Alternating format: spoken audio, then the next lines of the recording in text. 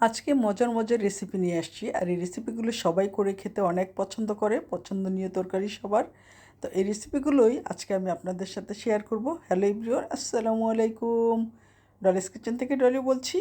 আমি তো আলহামদুলিল্লাহ বেশ ভালো আছি। আপনারা কে কেমন আছেন? প্রথমেই দেখতে পাচ্ছেন এখানে আমি পুঁইশাক নিয়েছি আর বিশাল বড় একটা ইলিশ মাছ নিয়েছি। এর চেয়ে বড় ইলিশ মাছ এখন আর বাজারে পাওয়া যায় না।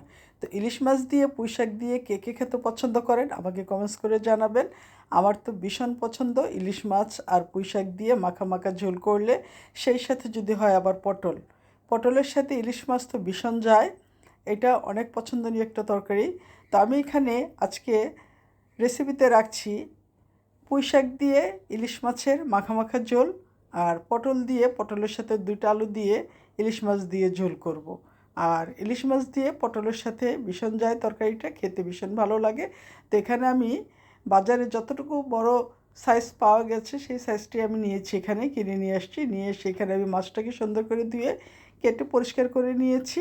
আর সেই সাথে পটলটা ও শাকটাকেও আমি ধুয়ে নিয়েছি, কেটে ধুয়ে পরিষ্কার করে নিয়েছি।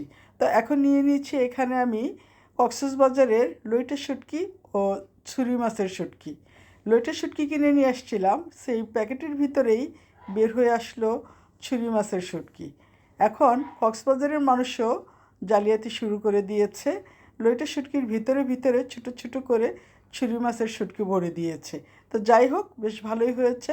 দুই পদের শুটকি এক প্যাকেটেই পাওয়া গেছে। তো দুটোকে আমি ছোটো ছোটো করে কেটে সুন্দর করে ধুয়ে গরম পানি দিয়ে ভালোভাবে ধুয়ে নিয়েছি। তারপর এখানে আমি ইলিশ মাছটাকে সুন্দর করে পিস পিস করে কেটে নিয়েছিলাম।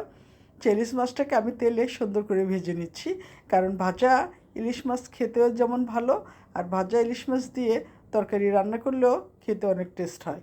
তো এখানে আমি প্রথমে বসিয়ে দিয়েছি পুঁই শাকটা। আর এই পুঁই শাকটা রান্না করব হচ্ছে আমি ইলিশ মাছের লেজ ও মাথা দিয়ে। ইলিশ মাছের লেজ আর মাথা ছোটো ছোটো করে কেটে নিয়েছি। এটা দিয়ে সুন্দর মাখা মাখা ঝোল করব। আর ইলিশ মাছটাকে ভেজে নিচ্ছি, সেটা দিয়ে আমি পটল দিয়ে ঝোল করব। আর সেই সাথে এখানে নিয়েছি কিছু পটলের ছোলকা ও পটলটা। তারপরে নিয়েছি পেঁয়াজ, রসুন, কাঁচামরিচ ও শুকনো মরিচ নিয়ে আমি হালকা একটু লবণ দিয়ে সিদ্ধ করে নিচ্ছি। আর আরেক চুলায় আমি পটলটাকে সুন্দর করে কষিয়ে ইলিশ মাছ দিয়ে ঝোল করে নিচ্ছি। পটলের ঝোলটা ইলিশ মাছ দিয়ে ভীষণ ভালো লাগে খেতে, তাই আমিও পছন্দ করি, আমার বাসার সবাই এটা এইভাবে পছন্দ করে। আরেকটা কথা, এখানে আমি ভেজে নিচ্ছি লাল শুকনো মরিচ, আর মরিচটা ভেজে নিচ্ছি ভর্তা বানাবো।